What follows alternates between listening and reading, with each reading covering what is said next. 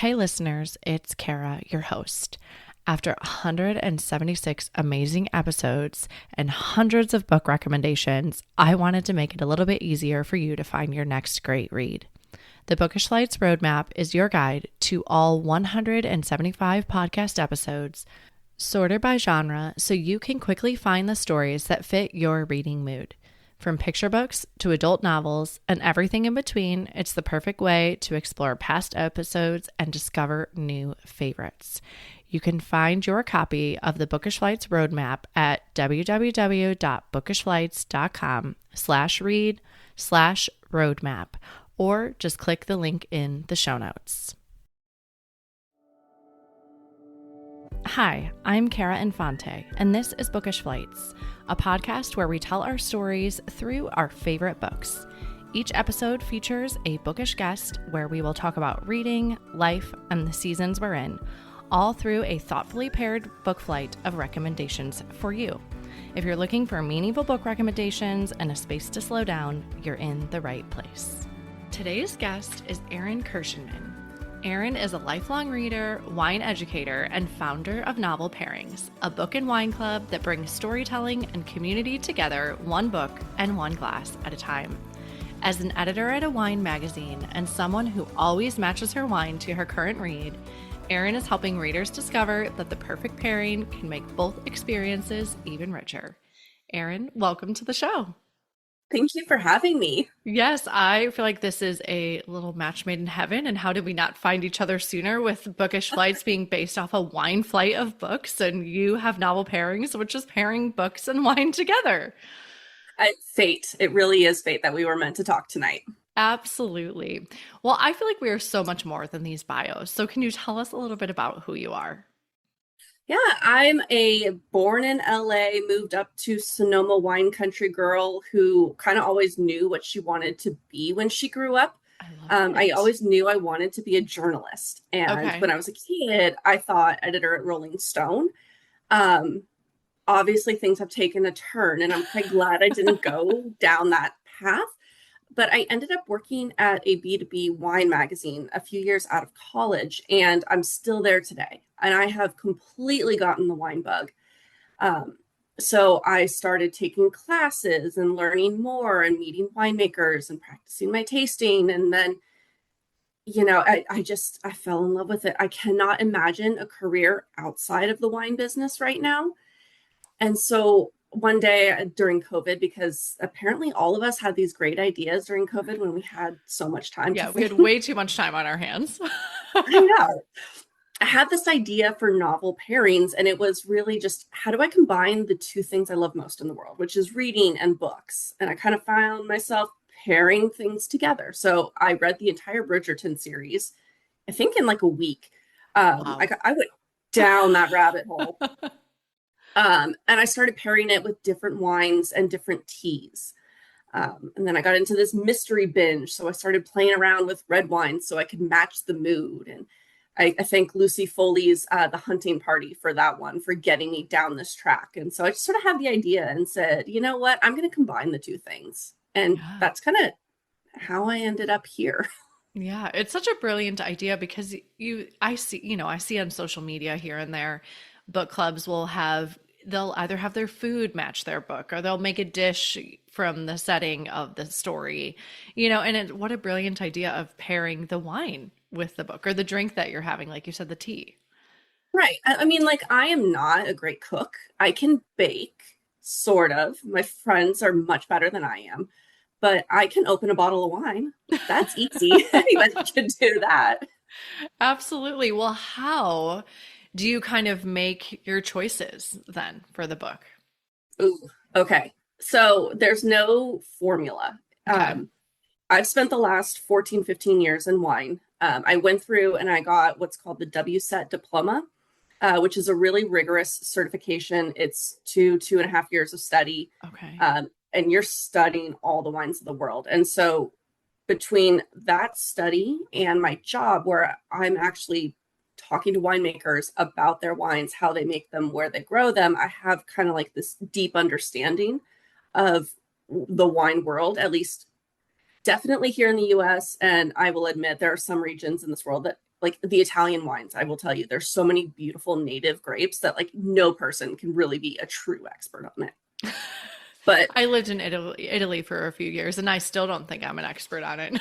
you get me. I mean, the differences between South and Central and North, and okay, I can wax poetic Yeah. about Italian wines for like ever. Um, but between that and like the vibe of a book, I can kind of either match the story, right? The general feeling. Sometimes it's a specific character. Sometimes I'm matching the winemaker to the book itself. So like one of my favorite pairings is Ulloa Cellars, the winemaker Nancy. She is a witchy woman. She Okay. uses crystals and tarot cards when she's making her Ooh. wines and puts an intention on the back. And so I've matched that to the X Hex, which was the very first book that we read. And it was Okay. just one of those like, do the wine and the story make sense? Sort of. But it's really the winemaker. She is the embodiment of a witchy woman. And like it just fit perfectly that way. Yeah. So it's really kind of just whatever works. Yeah. So when you're choosing the books for novel pairings, you've read them at that point, and that's how you're kind of making your choice and pairing it for that month? I would say like 80% of the time. Okay. I'm choosing books that not only will my members love, but that I also want to read as well. And sometimes you get a happy accident. So I had not read Atmosphere by Taylor Jenkins Reid yet when I Yeah. made the pairing. Okay.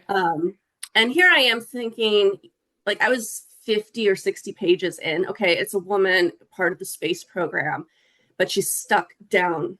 Hi, spoiler alert, sorry. But she's stuck down in mission control for a flight. And I was thinking of like this dichotomy between earthiness, being, earthbound, and a little bit more ethereal and being up in space. Okay. And so in thinking of a wine that was a little bit like that, I thought of a Cote de Rhone, right? It's so beautifully dirty in that way. Like it Mm. smells like the ground it's grown in. And it also has this beautiful, wondrous, almost floral kind of quality to it that makes you want to wonder. And so I paired that, How having fun. not finished the book. Yeah.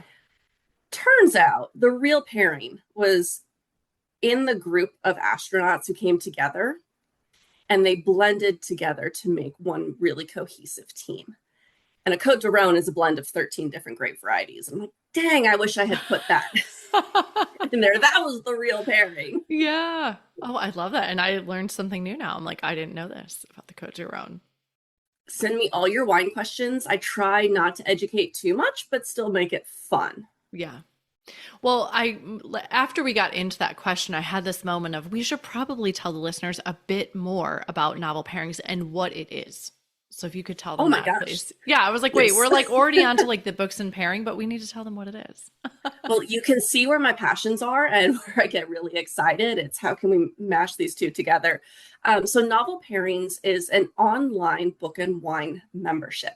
So each month as a member, you get the name of the book, the name of the wine, a playlist to listen to while you're Fun. reading the book or Okay. drinking the wine.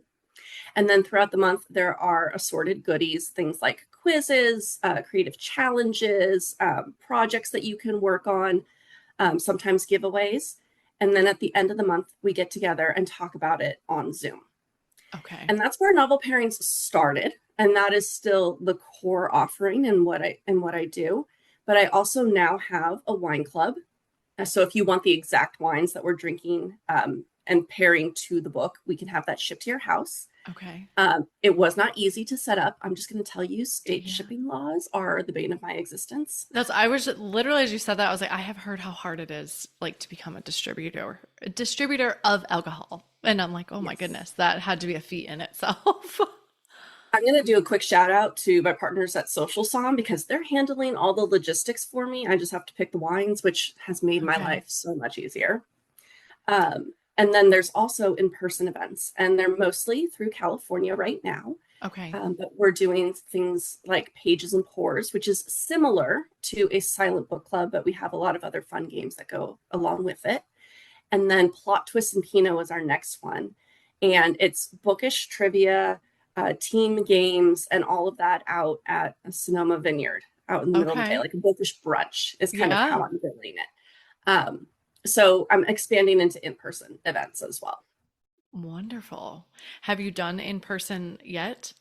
Yes. Okay. So done a few now, Okay. um, which thank God, because that first event, I was a panicked mess. Yeah. Like, are people coming? I was supposed to be silently reading my book, and I got through maybe 3 pages in Rights of the Starling and had no idea what I read. Yeah. I totally know what you mean. That's why I kind of asked, like, have you done any yet? Because there is that nerve-wracking element of, I wish that everybody is going to show up, but reality, right? I mean, life happens. And so even if you have 17 RSVPs, okay, how many are going to show? Show up. I know. And even if they don't show up, I get it. Yeah. It's, are they going to have fun while they're here? And that's where all of my nervousness comes from, because part of Novel Pairings is me, right? And I Yeah. am the core audience. And I was very introverted for a long time. And I know how hard it is to go up to somebody random and just introduce yourself and make a new friend. And so I try to bring that community element into all of these events. So that way there's an excuse for you to go talk to somebody and it's not awkward or weird and it doesn't feel like networking, because nobody wants to network on their time off. Yeah. And I think, and I don't know if you found this, but I found, after about a year of doing the podcast, I really wanted some interaction with the community of listeners. And so I was like, okay, I kind of got this podcast thing going. Now what can I do where I could start to interact? And because I wanted to get to know the people that were listening, and I wanted to hear your feedback and what books you're loving. And then that way it helps me plan too, to know what the listeners are loving. Oh gosh, absolutely. My members, I love getting emails from them. I have Yeah. them on books because sometimes I'm just stuck. Um, I just want to hear what they're reading and Yeah. what they're drinking and what is working for them or not. Yeah. And I think back to COVID, it made us feel very disconnected. So I think finding these experiences where you can find your people, and especially if you're going into a room of readers, you're already going to be amongst your people. And it's pretty easy to cut out some of the small talk, like you said, or make it feel like you're networking. When you love a book, you can just kind of dig in about what books have you been loving, or what's your favorite genre? Oh, have you read this one? And you really cut through some of that awkwardness of a beginning conversation. I have learned the best thing to get through all of that is to pick a book everybody hates. And I did that on accident. um, I wanted to include one memoir Okay. in our membership, in our pairings. And so I picked The Land of Lost Borders. And I read it during COVID when I literally could not go anywhere and I Yeah. love to travel. So, me reading about this woman who biked the entire Silk Road was this crazy, amazing experience. And it was so well written and it was so transportive. So, I picked it as the book. And I'm like, oh, Okay. great, everybody's going to love this. Every single person in the membership hated it. We bonded like you wouldn't believe, trashing this book. Yeah. Oh, that's so funny. Did that hurt your heart a little bit though? Because you really enjoyed it? No, because I listened to it the second time so I could refresh my memory, and I was having a hard time with it. I Okay. didn't finish it. Yeah. Like, oh, this was a time and a place, and definitely not this time and place.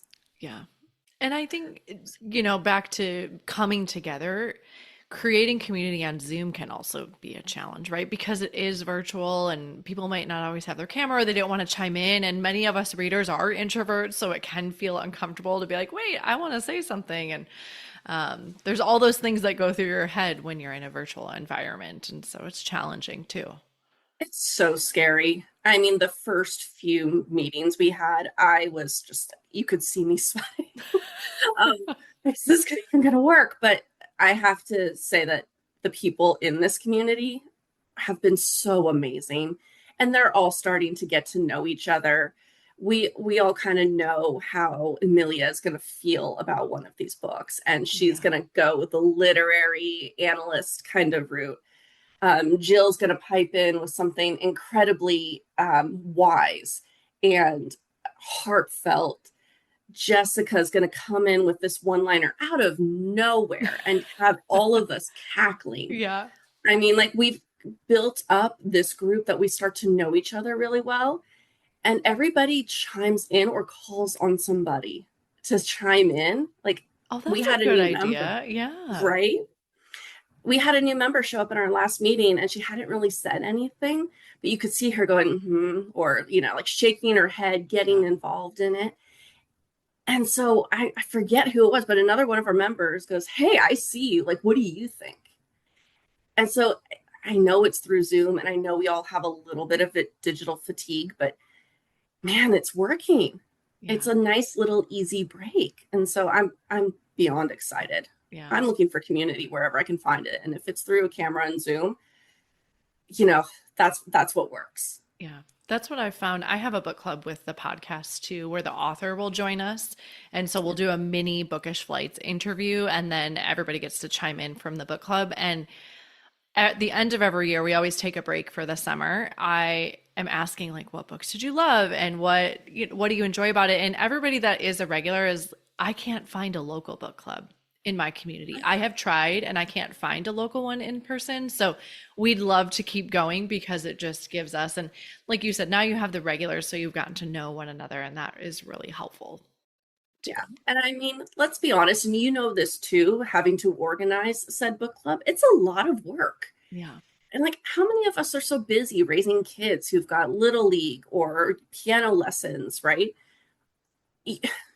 Nobody wants to try to figure out, okay, what book are we reading? What are the questions? Where are we going to meet? Right. And so sometimes just meeting on Zoom, I'm in my pajama bottoms right now. Me too. It works. Right. It's just, Yeah. it's what's easy for everybody. And so it's kind of nice to have somebody kind of pulling it together for you and like get to meet people that you wouldn't otherwise because you're not local. Yeah. And if you are someone that's incredibly busy, I would say I find the most beneficial thing of book club is it's the one thing that I give myself in the month. It's the one thing that I have a goal where I'm trying to read the book to attend, right? Or to host this said book club. But it's 1 hour to myself in the month that we don't get, and we don't usually give for ourselves, right? We're always giving, giving, giving to something. Or even just sitting down to read or listen, right? Those micro moments, that 10 minutes before Yeah. you fall asleep with the book on your face, Yeah. or like the audiobook when you're walking the dogs. Those little moments too, they do so much for our mental and emotional health and just reducing stress and anxiety. I mean, that's the beauty of books. I wish more people read.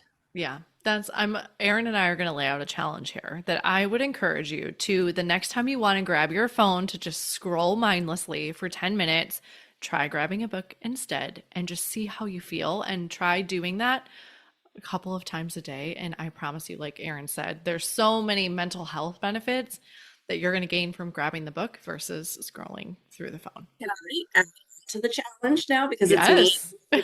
Yes. Next time you have a glass of wine, Oh, just stop and close your eyes and smell it. Don't try to pick out descriptors. Just meditate on it. Where does your sense memory take you? Just take a couple good sniffs.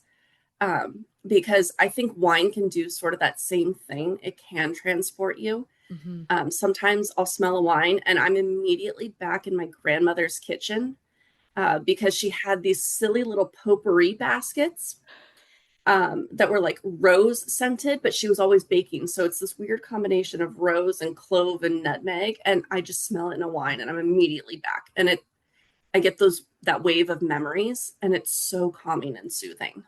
Okay, so So here's I our goal. encourage, Like slow, intentional, take a moment, be in the moment. So we'll think of a fun little name for this. Sniff and read. Read. I feel like I need to think. I I'm know. not good on the spot, but give my brain an hour and we'll come up with something good for Oh, our I'm with you. our Let me play challenge. around with some alliteration here. Exactly. Well, in your you've had this, how many years has it been going now? So Novel Pairings is a year old now. A year. Okay. All right. I was thinking too. I don't know why I thought that. But what has been your most memorable conversation or connection that you've had so far with novel pairings? Oh, um, so part of what I do is I will do wine 101 workshops for members and for the general public to come in and join. But if you're a member, you get free admission. Okay. And I did one on how to pair wine with food. Mm. And there was a moment where I was talking about, you know what, if you don't know, just drink what you like. Pick the bottle with the pretty label. It's like, it's fine. It's not that big of a deal. It's not so precious. And this one member just goes, oh my God, thank you.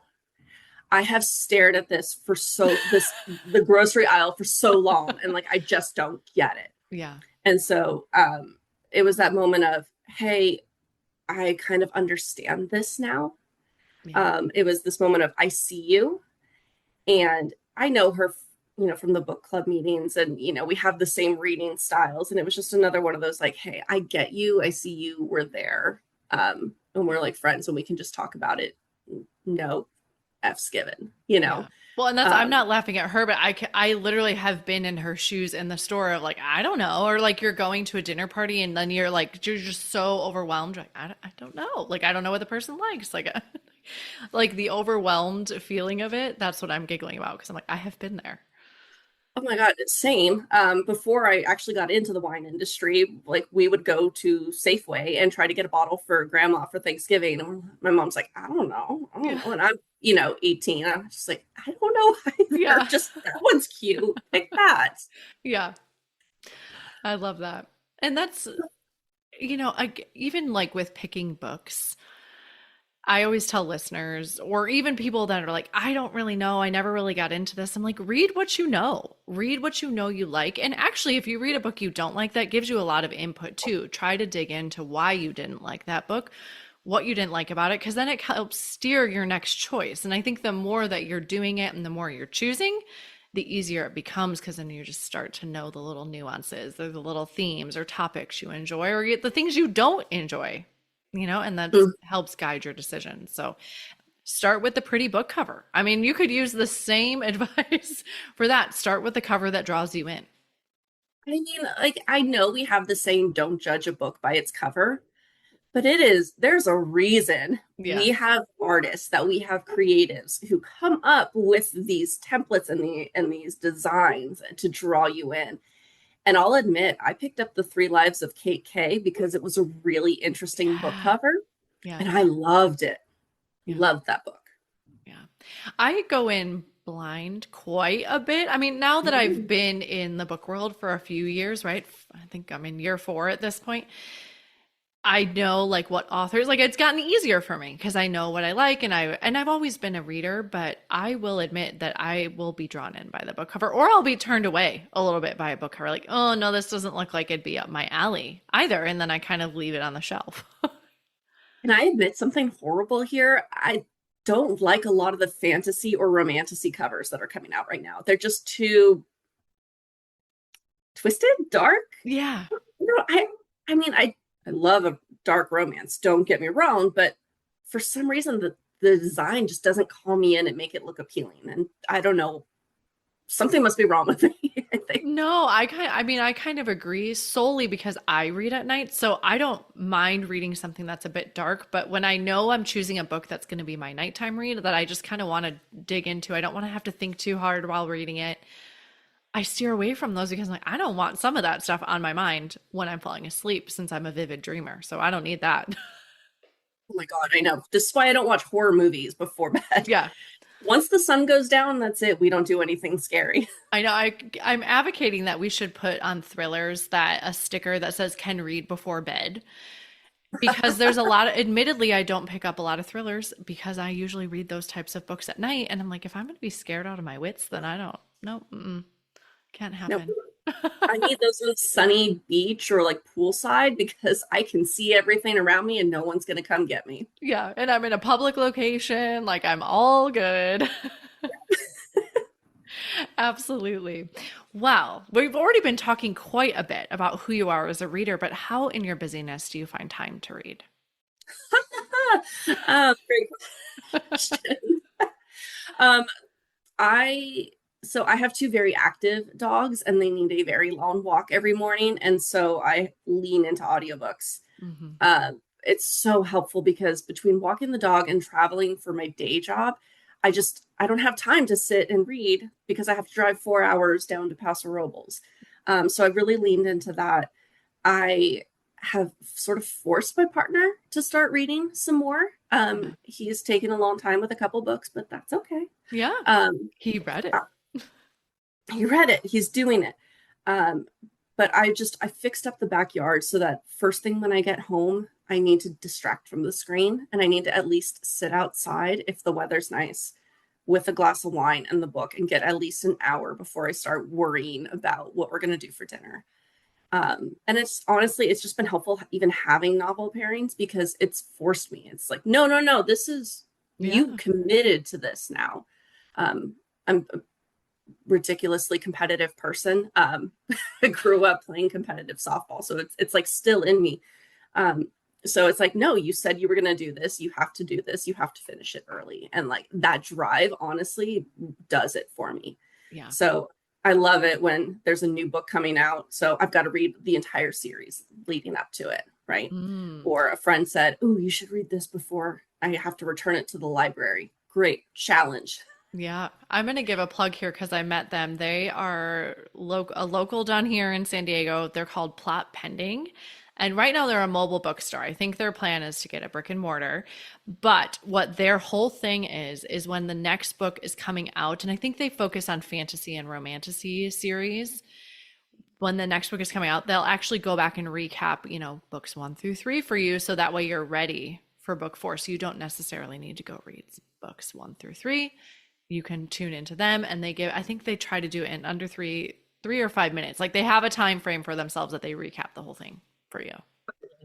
For that because I am a firm hater of series that are not finished yet. Because there's just so much going on in life that I cannot remember all of the intricacies. So I love to do a series start to finish. So Yeah. having something like that is so helpful and just kind of the primer so I don't have to always go back and reread. Yeah.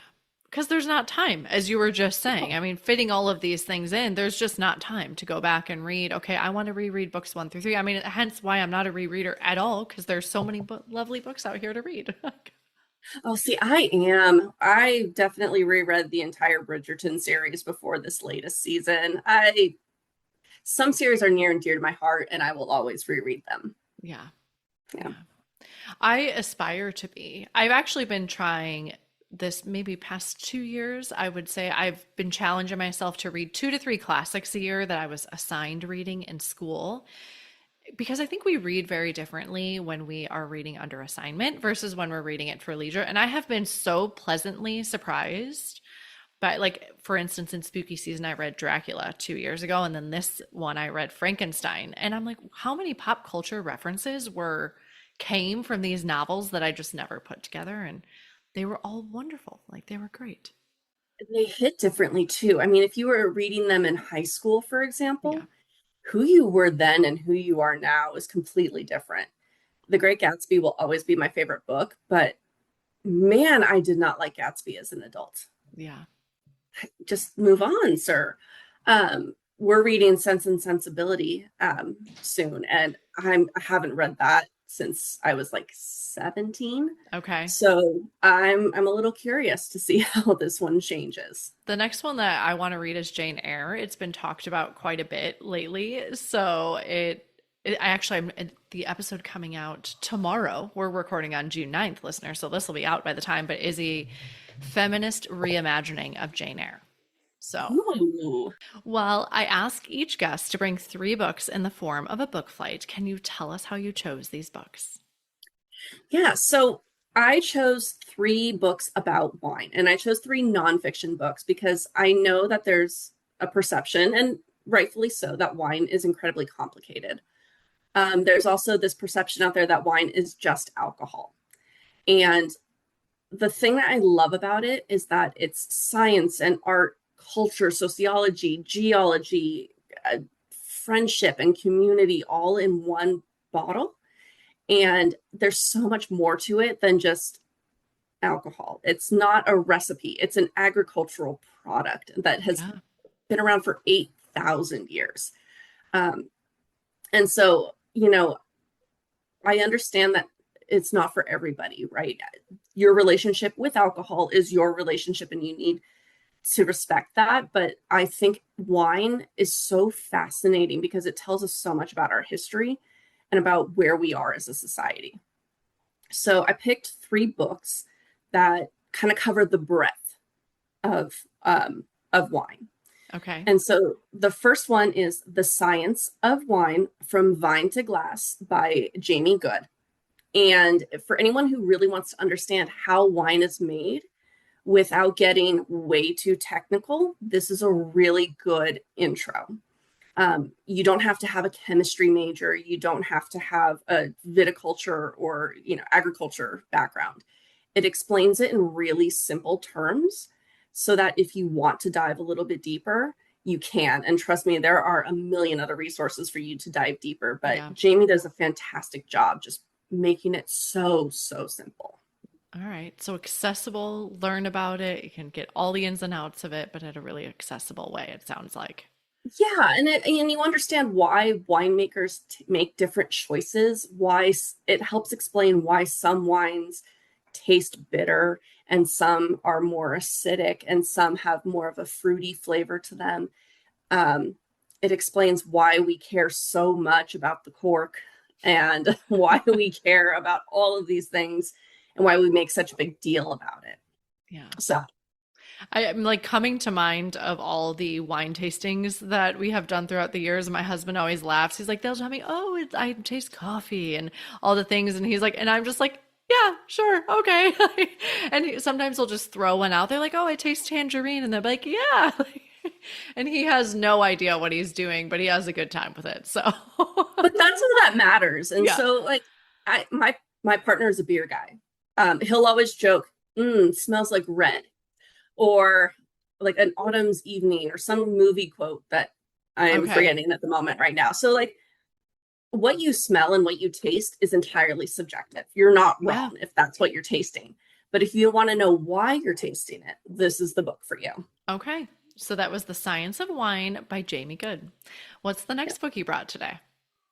Big Macs and Burgundy by Vanessa Price. And you sent this title, I'm like, I have to know more about this book. Right? Oh my gosh. Okay. So I am not a French chef. I am not eating oysters on the regular. I don't do any of that. Yeah. Sometimes I have a frozen pizza and I want to know what wine to pair with it.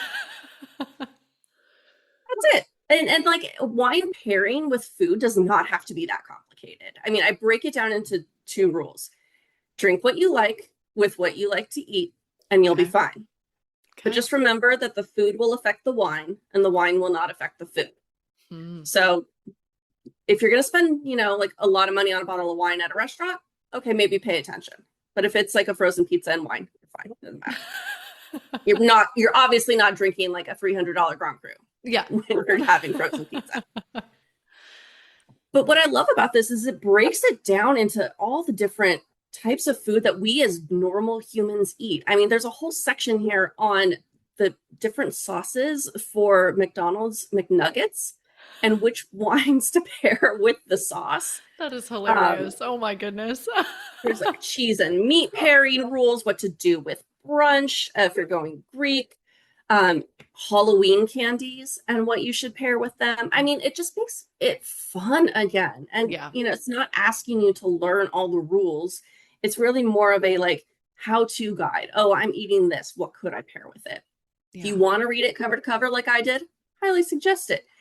But it's not a textbook, which is really exciting. Yeah. You bring up such a good point, and I see another parallel between the literary world and the wine world. And there is a bit of pretentiousness that can come across, I think, in both of these worlds. And the moment that you can give it up and just be like, I'm going to read what I want to read, or I'm going to drink the wine I want to drink, and I don't really care what you think about that, is the most freeing moment you will ever have. Who cares what everybody else thinks of you? Life is too short to put on a facade. Just have fun with it. Yeah. And so I think we're grappling with that in the wine world right now and trying to, pull ourselves back from making it this precious thing. And I mean, it is in many ways. It takes a lot of work to make it. Yeah.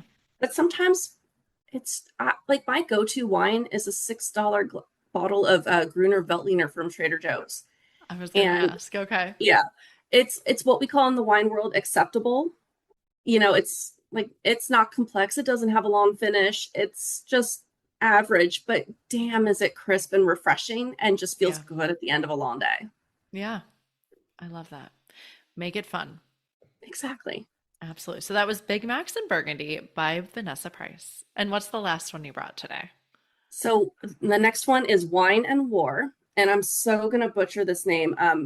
My French is atrocious. It turns into So is Spanish. mine. I'm so sorry. But it's by Don and Petit Kladstrup. Okay. And it's about how French winemakers protected their wine and their vineyards from the Nazis during World War II. Um, Troops would come through Champagne, Burgundy, all of these esteemed French wine regions, and drink cellars, pull out vineyards, just make a mess of these chateaus and their estates. And so the winemakers got very clever in how they picked the grapes, how they farmed the grapes, how they saved their wine in all the good bottles, how they tricked the Nazis into thinking that they were drinking Grand Cru when really they were drinking Plonk because they were just putting in like absolute crap wine into Yeah. good bottles. Um, it's a really fascinating look. So it's like Monuments Men Okay. with the art world, but for wine is kind Oh, of how I that describe sounds this book. so interesting.